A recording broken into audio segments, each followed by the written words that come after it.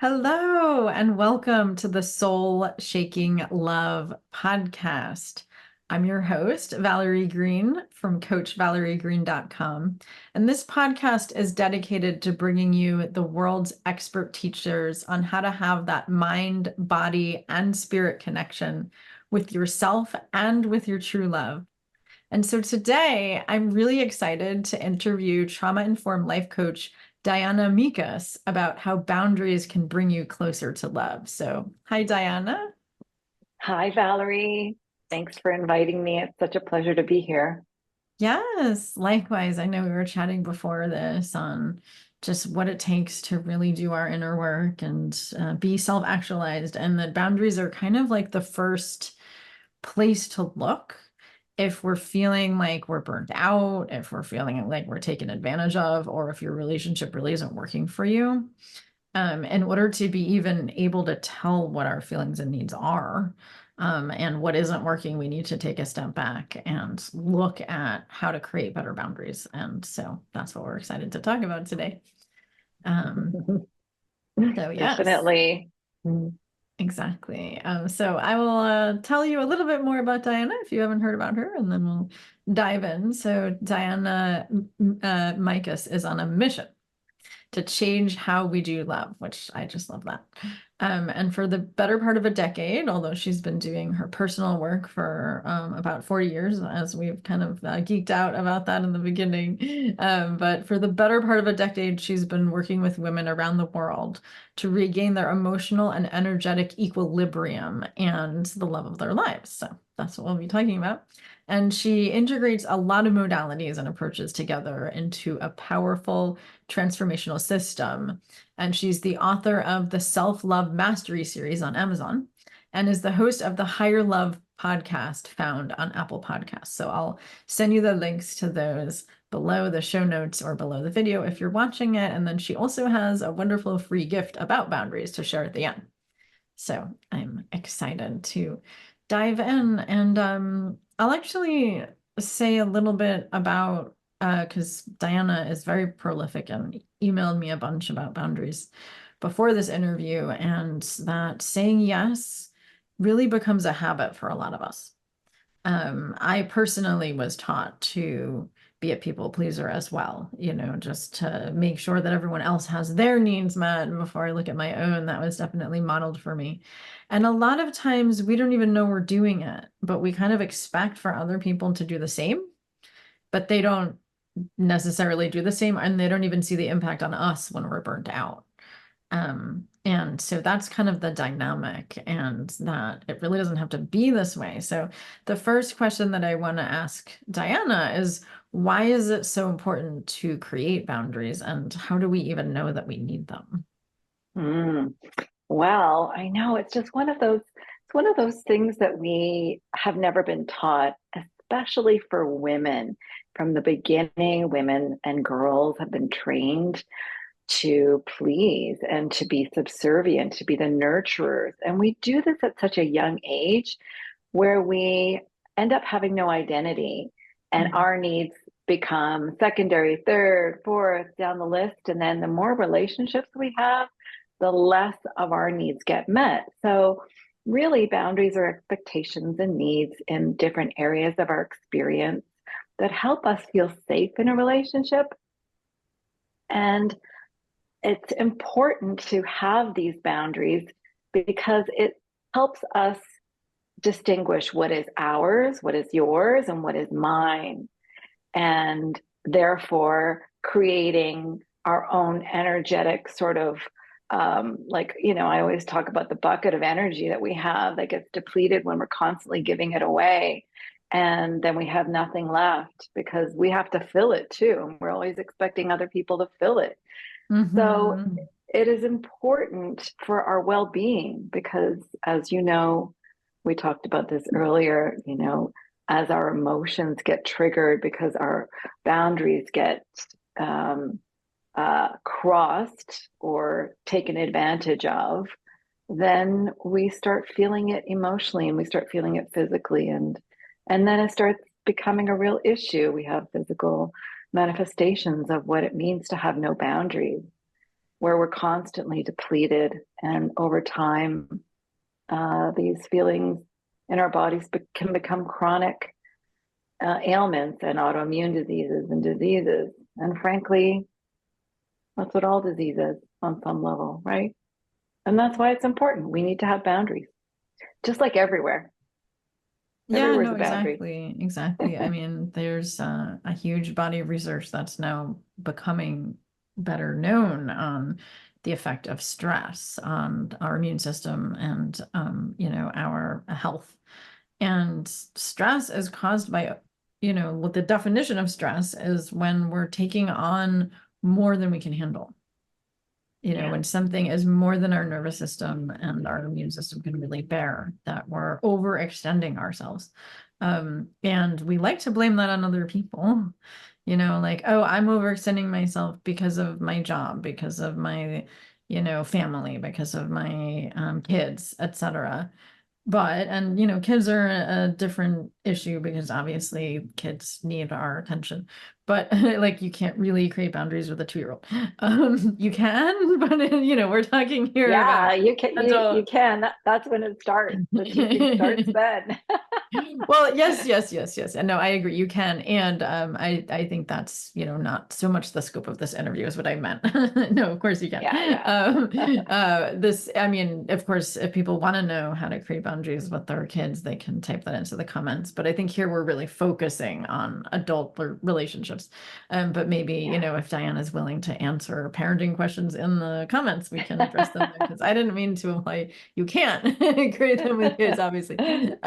But it's different, right? So, but with adults, we like to blame our burnout on other people and circumstances, and at the same time, Absolutely. Absolutely. um, it's we can take responsibility by creating boundaries. Um, so why don't we define then? What do you mean by a boundary, and what is an example of a good boundary and a bad and an ineffective boundary? We'll say. Yes, I know. I didn't want to say bad, but good, bad, that's kind of the way it worked out. Well, as I mentioned before, there are the needs and expectations of that, in our experience as being humans that help us feel safe and help us understand our integrity within our bodily system and all of the energy systems that we hold with us. And a good boundary maintains this integrity and it frees us from entanglements with other people. And also, it frees us from expectations from other people when you have good boundaries. And inappropriate boundaries or bad boundaries really they start, like I said, at a very early age when we don't have our own sense of identity, and we tend to develop identities that don't allow us to live freely, and we end up saying things now, such as, I will never find a soulmate, or I'm a people pleaser, I'm a fixer. And what that indicates to me when people say these things is that there's a trauma of identity, which happened preverbal in utero at the very beginning. And when we only feel seen through the needs of others, and now we call that codependency, but it's way more nuanced than just the codependency because it started so early. So when you feel drained and you don't feel heard and you're constantly feeling a dis-ease or an anxiety around a situation or a discussion with somebody or a relationship, your boundaries have been crossed. There's something going on there that's telling you need to create some sort of structure around your relationship with that person. Yeah, I like the way you're putting that it's our responsibility to create a structure, because I think that people might hear my boundaries have been crossed and blame the other person, whereas boundaries are our responsibility. But as you're saying, we don't know that we're giving our energy away, especially if these patterns were learned when we were pre-verbal. Our body might have picked up on, in order to feel safe in my family of origin, I had to make sure that I was paying attention to what angered my caregiver, and not anger them. right? And so if that is our focus, is making sure the other person's okay before I'm okay, then it's hard to address that in a simple manner, but it is our responsibility, right? So how can we then create a boundary? Like, what does that look like? I like to say that boundaries are not telling other people what to do or not do. Boundaries Yes, yes. are like when somebody else does something, here's what I will or won't do in response. So let's talk about like examples of that. Yeah, exactly. Well, I'm so glad you brought up that idea of, when you were young and you were really small, and of course, to feel safe, you had to have no boundaries in order to not agitate our caregivers. Um, Yeah, but that's one and that example. I'm sure there's and many. and that's how we had to survive, because we didn't have resources. But now as adults, we actually have resources. We can do so many things to create boundaries in so many different scenarios. I mean, we could talk about, I talk about the narcissist, the friends, the family, the relationships. Pick a topic and we can talk about it. Many things we can do, as I've outlined in the book, in the different scenarios. And the first thing we can do is use our voice. Clearly, we can use our voice by saying things like, I don't appreciate the way you're speaking to me right now. I'm going to take a break. I'm going to leave until you calm down, and then we can resume this in a calm manner. Like that's a very adult scenario. Um, Sometimes you just have to say, I can't deal with this right now. I'm going to have to leave. And you have to actually remove yourself. And that's Mhm. okay too. That's the best way to create a boundary is just walk away. I mean, sometimes it's not appropriate, but you know what? If it feels safe to walk away, you just walk away. Oh, Um, right. Yeah, it totally depends on the scenario, but I like to say that yeah, no is a complete sentence if necessary. absolutely. 100%. And there's so many ways to say no. Right, right, Yeah. exactly. And like if we're in a relationship with someone who's generally, you know, a loving, caring person, but we can't be around their intensity right now, we can say like, I want to hear you and I can't deal with the intensity right now. I'm going to leave until I mean come back in 30 minutes or whatever. I think as you said, there's so Exactly. many different ways depending on the relationship. And I love the examples you used. And then there's other examples where I think the boundary would have to be created in a more general sense. I think what you're talking about is more in the moment of I can't handle what's going on right now and stay present and stay grounded, which is what we need to know within ourselves. What do I need for my nervous system to feel, um, you know, centered and not in fight or flight and freeze, because that won't help anybody. So what do I need to feel regulated? If I'm not able to get that here, I need to take a break. So I love the example that you just used. And then there's other examples where it would be more general. For example, I am not capable of lifting 40-pound objects onto a high shelf. I will never do that. If someone asks me to do that, I will always say no. So I tell that to my husband, like, hey, I'm never gonna do that. If that needs to get done, then I will ask you, and then so he knows in general, he can never ask me to do that. I'll say no. I mean, he can ask, but I'll say no. Right. So there's like other boundaries where I think that we have to learn our limits in general. Yeah, absolutely. And that's part of, learning what you need as an individual, because it is your self-discovery through this process of boundaries that will help you communicate what you need. So really it's about discovering what you need to feel safe, what you need to feel honored. How do you need it took me a long time to learn this, of course, because I was married to a narcissist for 20 years and I had three sons who were all different shades of narcissism. Wow. And you know it crossed all my boundaries. They all constantly crossed all my boundaries and sucked me dry, as they continue to do on various levels. But Yeah. because like you, I was a people pleaser, and I really had to decide, well, wait a minute, what makes me happy in this moment? It's not Mm-hmm. about the other person.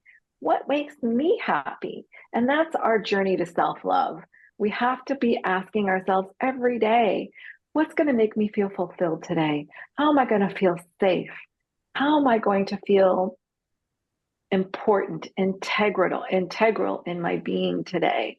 What am I going to need if something shows up or if I feel drained by a person? What can I do to feel better about that relationship, especially if it's a relationship you have to have, like in a work relationship or Mm-hmm. yeah, a family member, all the different family members that you have and the relationships that you have.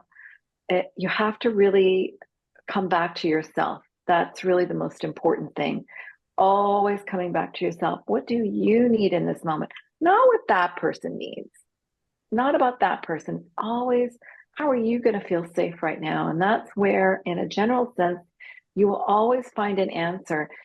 And believe me, the more you start talking to yourself and tuning in to your body and how it feels, the answers will start coming really quickly. And then Mm-hmm. you'll know what to say. It's practice. It's like a muscle. We need to practice the boundary muscle. And over Yes. time, it becomes so easy to say no and not have any guilt or remorse or feel, oh, that person won't like me. Because at that point, it doesn't matter. It's about, do you like yourself in this moment? Do you feel that you're taking care of yourself in this moment? Mm. So that's the sort of general rule that I like to tell my clients and anybody who asks about boundaries. Yeah, I think that's a really great rule of thumb that if you're having your attention going to, oh no, are they going to like me if I do this? Switch the intention to, am I going to like myself? Am I actually going to feel regulated? Am I going to feel harmony within myself? Because if I'm not able to do that, then I can't really be of service to others. You know, Exactly. so I think that I love Exactly. that question that we're asking ourselves if we tend to go to, is the other person happy? Like, no, no, no, am I happy first? And then of course it's about finding the win-win, but you can't find the win-win if you don't know what you need. Exactly. And I have found through my wisdom and my age that, even though we're still so concerned about the other person and what they want, what they are going to say about us, how they're going to feel about us, at the end of the day, you can't control that no matter what you do. And we have to Mhm. remember that how they think, how they feel, how they react, it's not on you. It has Yep. nothing to do with you. Can't control it, can't influence it as much as we feel we can, and how much we want to have these influences with the most important people in our lives. You really cannot. So you have to accept that the most important person is yourself, and that's all Yep. that matters. Yeah, and at the end of the day, that's really whose approval matters too. I like to do a visualization where I imagine myself at the end of my life and, like, are the ways that I'm treating myself and treating others now, when I look back from the end of my life, am I going to be proud of how I showed up now? I think I that's, love that. That's perfect, Valerie. Yeah, if we could all do that beautiful visualization, because that's so profound. How we're you're doing your own life edit or your life summary or life review now, so that you don't have to continue in these patterns for the rest of your life. Yeah, it's beautiful. I love that. right, exactly. And I think it's a way, it's kind of a hack to switch out of like, does the other person like me? Because like, is that really going to matter in, 30, 40, 50, 60 years, however old you are when you're visualizing this?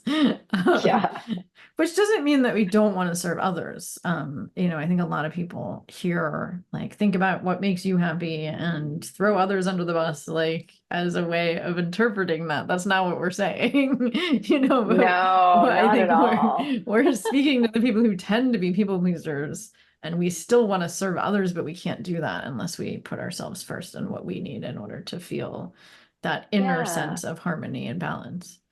Exactly. Yeah. And thanks for bringing that up because that does come up. Well, and I remember years ago having this discussion with my middle son who just anything I suggested to him because he was a total people pleaser And he wasn't happy about the way his relationships were going. And as I tried to get him to think about himself, he kept saying, but that's selfish. That's selfish if I'm always thinking about myself. And I had to tell him, actually, it's not, because the more you show that person your boundaries and what your integrity, you allow them to also honor their boundaries. And guess what? Your communication gets better. You have no more misunderstandings. You have no more, you don't bump up against each other because you've clearly identified your form of integrity and what you need, within yourself to feel honored and safe and grounded. And that allows them to do the same. And that's Mhm. why it's so important to do this work. Like the first thing that we attack when it comes to women who are going through divorce and separation, and had a big breakup, is boundaries, because Mhm. they've lost their boundaries completely in those Yeah, scenarios. a And lot of that's them. why, yeah, that's why it's so important to understand that the boundaries are good for the other person. Totally, yeah, because it's not good for anyone when we're depleted. And then we're really, I know for me, if I'm depleted, I'm not a very nice person to others. Yeah. So, Yeah. if I do all my self-care and I create the boundaries that I need to do that, then I can actually be open-hearted and caring and giving for others. Um, Exactly. so I Exactly. like to affirm that.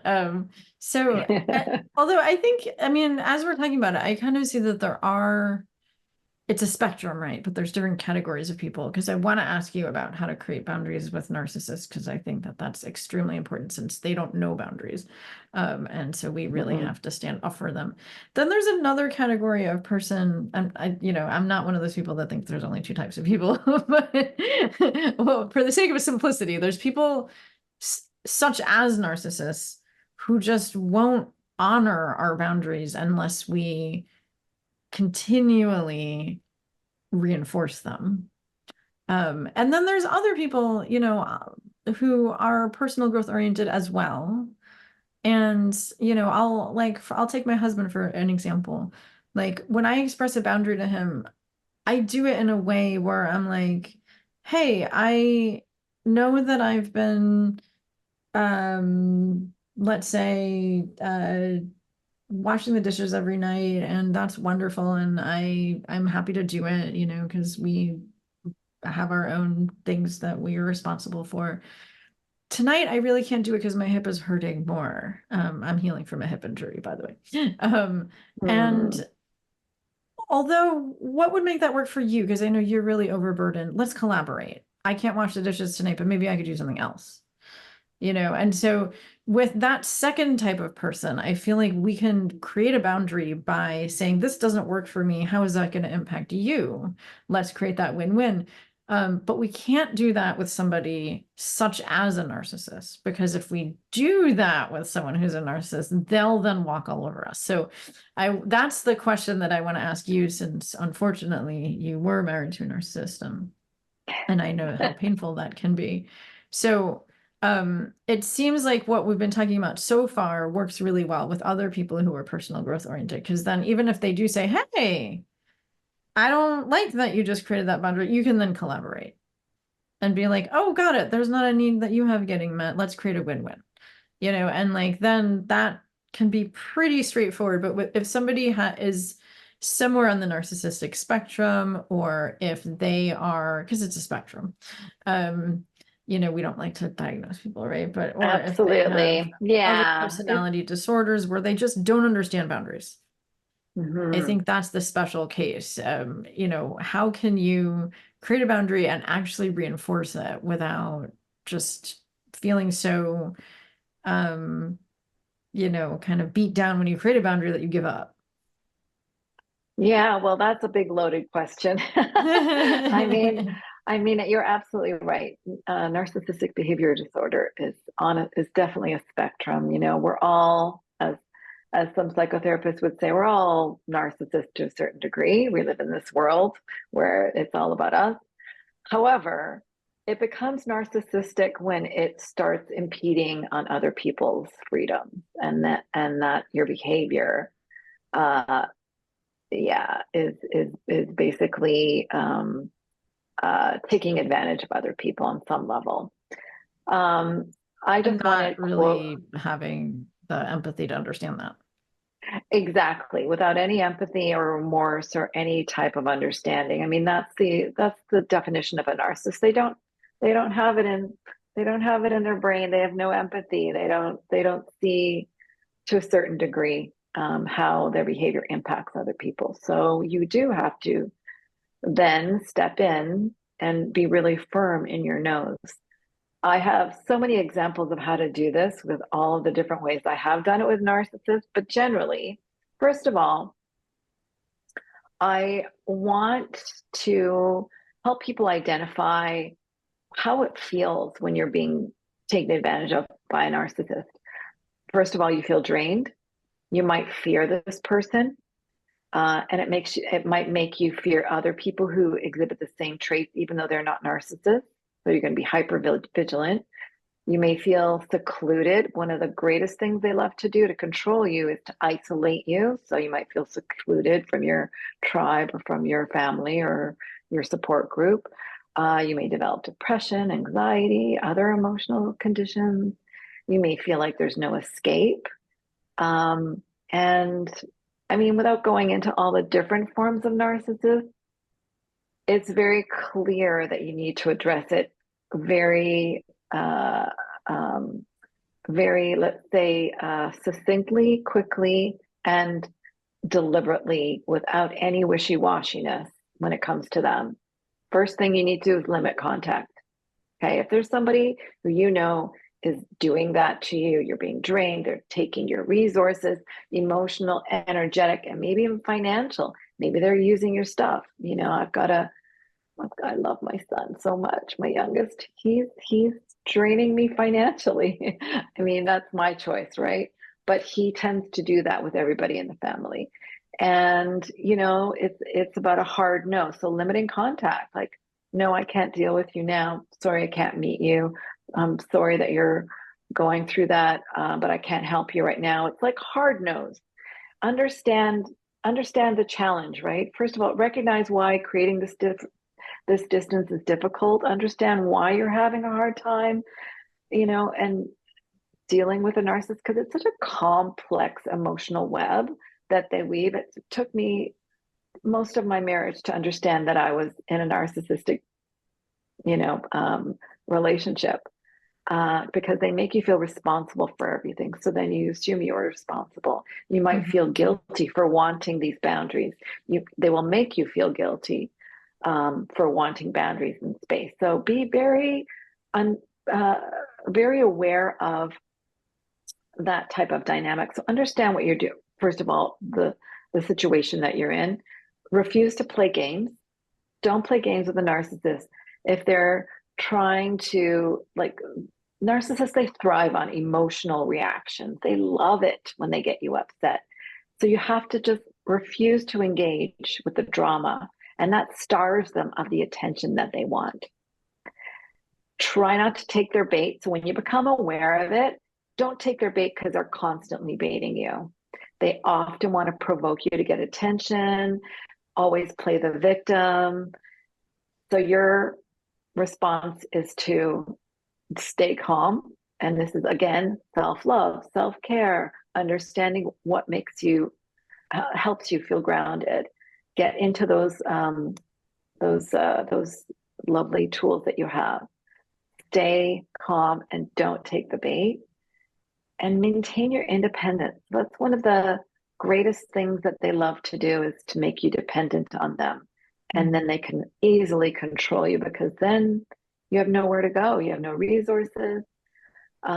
Keep your hobbies, keep your friends, stay with your routines and the things you need. Don't deviate from what makes you feel good. Your independence is always your strength. And accept that your narcissistic person in your life can't be fixed. It's not your job and you can't fix them. So stay away from that energy sucker that think that you can fix them or change them in any way. You cannot.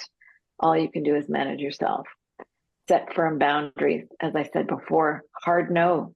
No, you're not going to cancel your friend's, birthday party for their chaotic situation, their chaos that they're creating. Say no. You have to say no. Don't rationalize their behavior. That's a good one. I did that for years. I would always say, "Oh, my husband's just tired. He's had a hard day. That's why he's being so mean and manipulative and not caring about doing anything to help me." So I always gave him a pass. Do not stick firm to your boundaries. And if they drop balls, that's on them, not you. Okay? Don't pick up all those balls that are dropping around them. Let them drop. And then clearly disengage from any harmful interactions. If you have an interaction or a conversation that starts to turn sour, as we said before, these things can happen. Quickly give yourself permission to walk away. You do not have to stay there in that entanglement. You can walk away. You don't even have to speak to them. You can just walk away. And those are the kind of things that you can do to create boundaries at the beginning. Of course, there are extreme scenarios where situations are very dangerous, and then you have to really create a whole strategy around how you're going to pull away from them. And I also talk about that in the book. Oh, good. It's kind of like, yeah, it's like a 𝐃𝐢𝐚𝐬𝐤𝐚𝐬 escape plan. Yeah, I mean, because as you said, I think it is kind of a very complex issue. And I think you've just given some really great pointers there, broad strokes about, yeah, it's definitely not your responsibility to manage their balls. I think once there's some great books out there about narcissists to determine if, in fact, you are in a relationship with somebody who is. I love the book, The Wizard of Oz and Other Narcissists. I forget the author, but that's a really good one. I don't know if you have any recommendations, but obviously we want to recommend your book. I don't. There are so many good books. If you really want to do a deep dive, pick any of them, and and you'll be able to understand more. But I do give a really great synopsis of all the different types of narcissists and scenarios to make it clear, so you'll be able to totally understand with that section on narcissists. Oh, it's the first paragraph. We have to get into it at the very beginning. So yeah, no, I agree. I mean, and I think that everyone would benefit from reading your book. So we'll definitely talk about it at the end and put the link below, because I think that once we wrap our minds around who we're dealing with in the other person, then that's how to create a boundary with them. Because I think that with people who are, we'll say neurotypical, but I don't, I think a lot of people are not neurotypical in many varieties of ways, and I celebrate that. But for people who are more neurotypical, we can create a boundary in a much more collaborative way. So I want to talk about that too. But if you are with someone who is on the narcissistic spectrum, it can't so much be collaborative. We have to be firm and direct. And I think that, and not take it personally that they're going to try to make us feel guilty for creating one. So I think the pointers you gave are really spot on for, if somebody is on the narcissistic spectrum, or if they are just a taker in other ways. So what about in romantic relationships with somebody who is, fairly neurotypical, they're fairly emotionally mature, and still immature or mature? Mature, sorry. Okay. Because I find a lot of times a lot of people in my audience identify as having anxious attachment. I myself have an earned secure attachment style. So, I know what that's like. And even when I was dating men or with men who were very emotionally healthy, I still felt guilty for saying no. So that was a journey that I had to overcome in my growth and development. And sometimes I still feel guilty, but then I can just say, hey, I feel really guilty for saying no. And then, my husband can say it's okay. And, then we can work it out. But so what are your main pointers or tips for people to create boundaries in a romantic relationship, assuming that you're with somebody who is capable of hearing your boundaries? Yeah. And I love that example that you gave with your partner. At the end they said, it's okay after feeling guilty. The number one thing that starts to fail in a relationship that you need to maintain is communication. Mm-hmm. And communication really is the key without going into all the different little things. But what I love is with a couple who might be having some difficulty, because having a great relationship takes work, like anything, like having a great career, like having a great, becoming a great athlete. You got to work at it. It doesn't just happen just because you're married and poof, everything is, star like hearts and white picket fences. Oh no. So communication is key. So what that means is some great tips that I learned uh, during my marriage, is regular check-ins. This Mm-hmm. is the one thing that will absolutely help and smooth out any kind of issues that are coming up. Regular check-ins, check-in in the morning and a check-in at night. And I did that for many years with my ex, but he was way far on the scale. He pretended and then it just broke down. But regular check-in. So what that looks like is you wake up in the morning and before you rush off and you sit for like 5 minutes, maybe even 2 minutes with your partner, and you say, hey, I just want to do a check-in. I had this awful dream last night and I'm really worried about my day. And I think I overdid it when I committed to make, having that dinner for your boss. I'm really worried it's not going to go well. Is there any way you can help me with certain areas? I mean, this is about how, telling your partner what's up for you, what's going on with you right at the beginning of the day, so that they understand what is your day going to look like.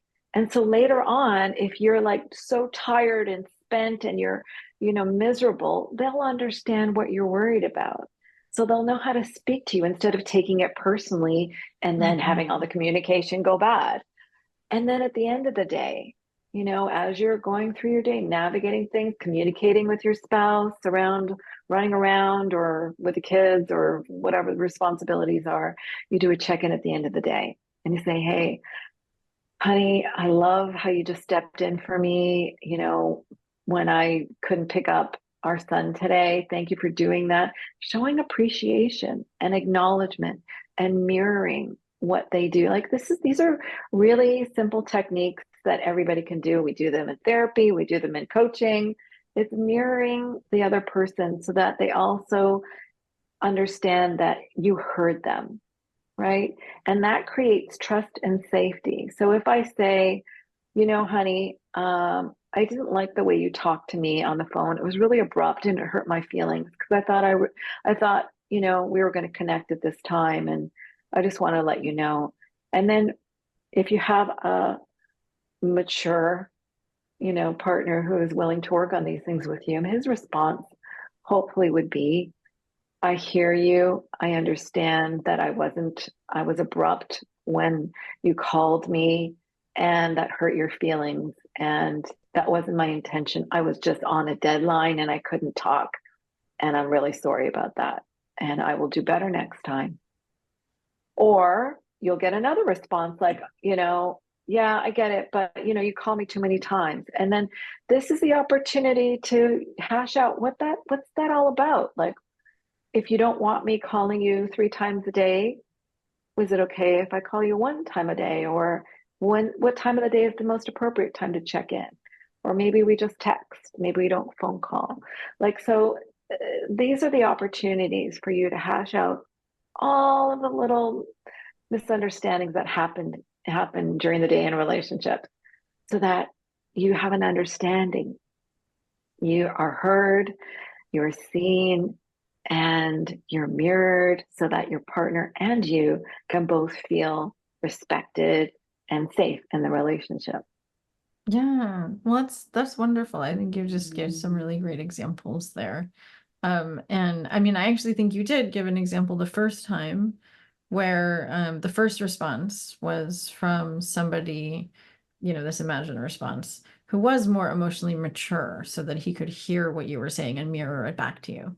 And the second response maybe was coming from someone who was stressed out or had a bad day or was less emotionally mature, that they would get defensive in response. But then, if we're more emotionally mature, like in your second response, what you were doing there was clarifying his boundary. Like, oh, got it. You're saying I call you too many times a day. There's a boundary that you have. What would be like an acceptable, like I get it. You probably feel overburdened then, right? Instead of taking it personally, because it is kind of a criticism that he gave you, which emotionally immature people will criticize us for creating boundaries.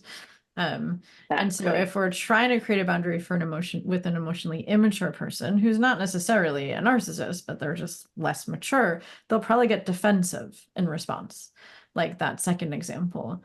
And so that's, if we're wearing our self-care hat, meaning like we're really resourced, then we can go, oh, it looks like you have a boundary that you're trying to create.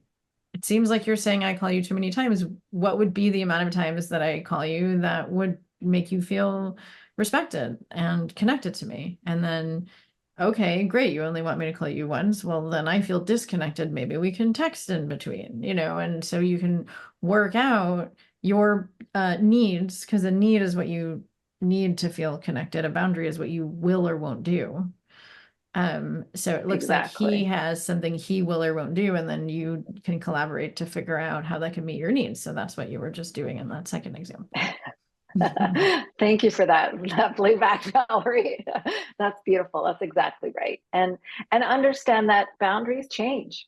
They're fluid, just like that example that you walked us through. It's Mhm. like the boundaries change all the time. So understand that situationally from minute to minute, the world changes, your situation changes, and don't feel badly about changing your boundaries, even though you made a boundary at the beginning of the day. Later on, it could change because a new situation has arisen. And the same with your partner. And understand that this life is fluid. Yeah. Yeah. No, exactly. And I love the idea of check-ins. I think every couple has the opportunity to figure out how that works for them. I'm sure you help your clients do that, as do I. And my husband and I have rotating ways of checking in, but I think it's extremely important. Like in the morning, we call it our powwow, where Okay. we're like, this is what I'm doing today. What are you doing today? What support do you need? What support do I need?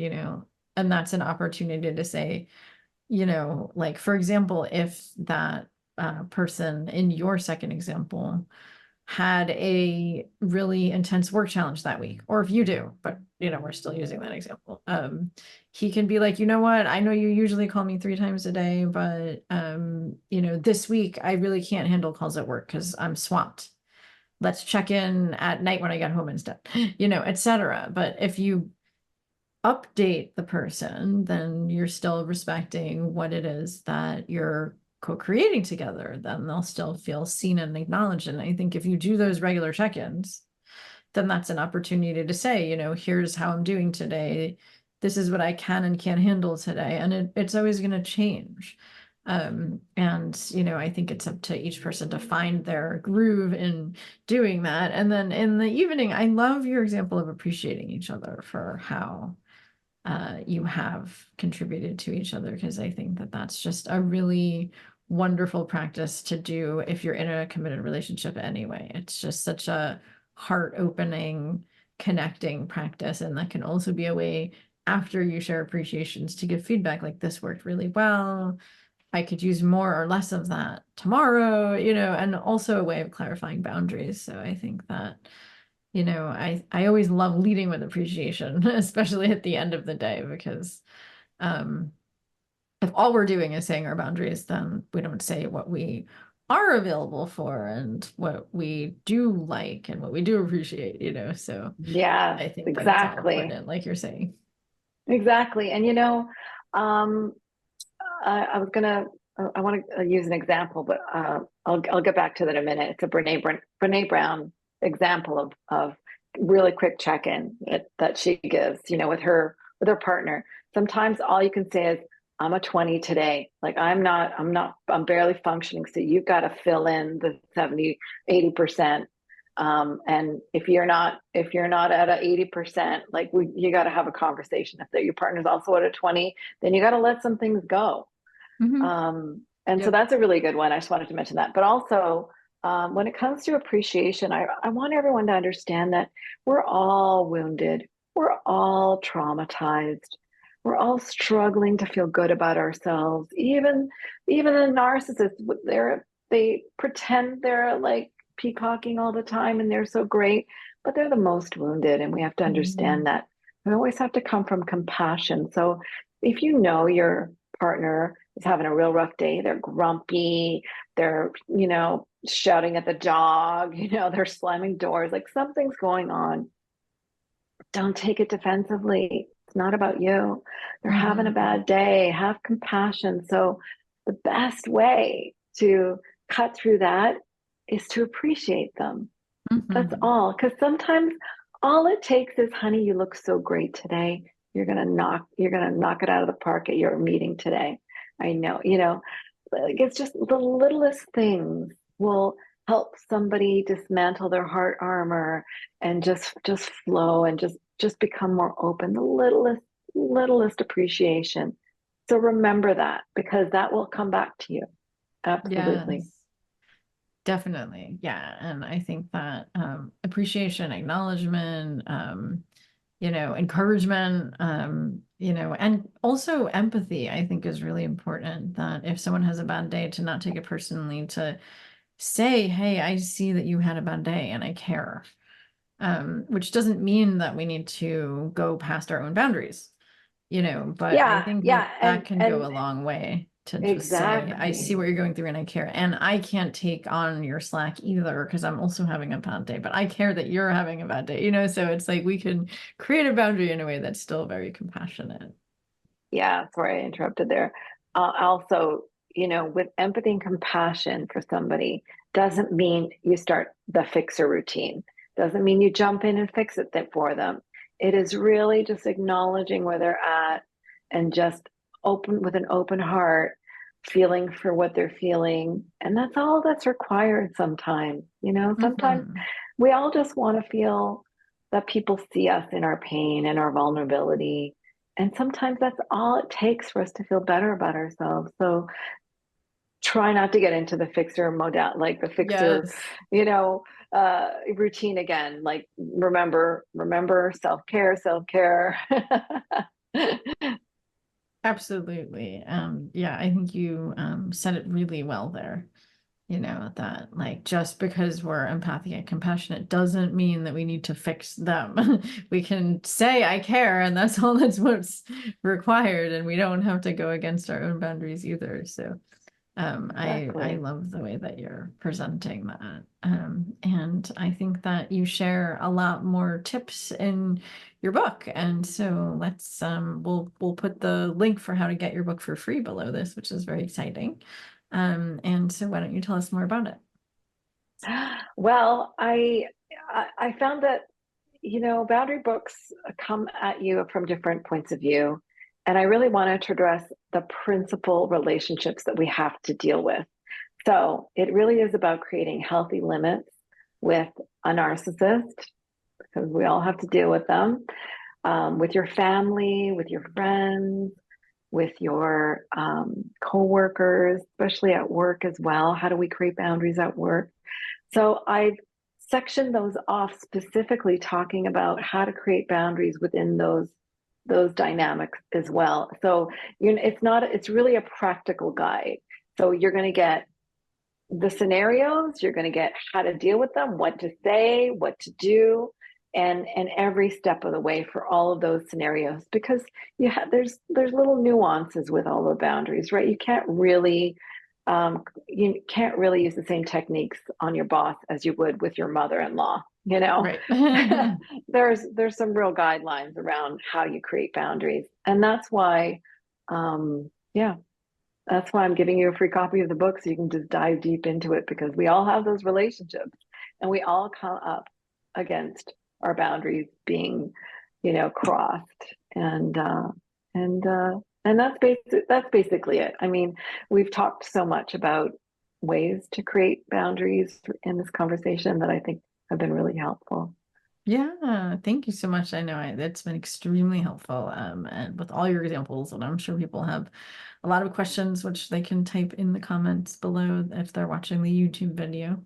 Yeah. And we can certainly speak again if you want to hear more, then feel free to ask us questions. And the title of your book is called Good Boundaries, a practical guide for setting healthy limits with a narcissist, with your family, with your friends and at work. So I love that you're offering that for free. That's very generous of you. And you can get your free copy at the link, which I'll post below the video if you're watching this on YouTube, and I'll put it in the show notes if you're listening on the podcast platforms.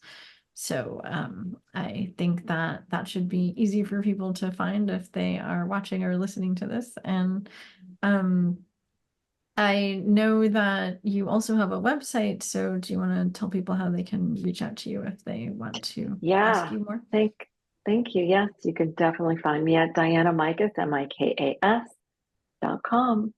There's lots more resources, blog posts, all kinds of stuff on there as well. And yeah, if you have any more questions or require any assistance, please reach out. Yeah, exactly. Because I know that you don't just help people with boundaries, you help people to really thrive in their whole lives. So I encourage people Definitely. to reach out to Diana. And this has just been a really informative and deep conversation, as I knew it would be. So I just really appreciate you being on the show and geeking out about boundaries, because I love talking about that. And and self-care and how to really honor ourselves and others. So Thank you so much, Valerie. It's been such an honor to have this conversation with you and share this knowledge, and I appreciate everything that you do as well, because the work is all about relationships, and you're fantastic at it. So thanks for your work. Thanks for inviting me to this conversation. And I wish everybody has great boundaries. yes, and likewise, and about you and your work too. And yes, may we all honor ourselves so that we can honor others in the best way.